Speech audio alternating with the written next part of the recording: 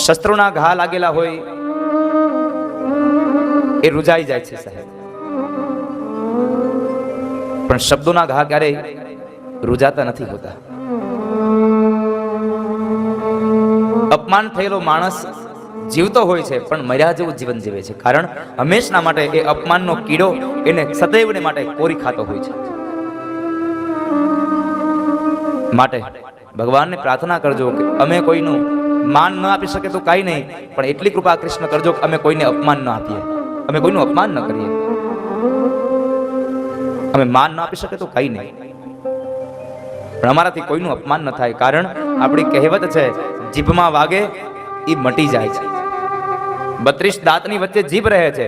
કંઈક ખાતા હોય અને કદાચ બટકું ભરાઈ જાય તો એ જીભમાં ભરાયેલું બટકું 1 દિવસ 2 દિવસ 3 દિવસ 1 અઠવાડિયામાં મટી જાય છે. પણ એક વાત યાદ રાખજો ખાસ કરીને કે જીભથી જેને બટકું ભરાઈ જાય એ જિંદગીભર નથી રૂજાતું સાહેબ.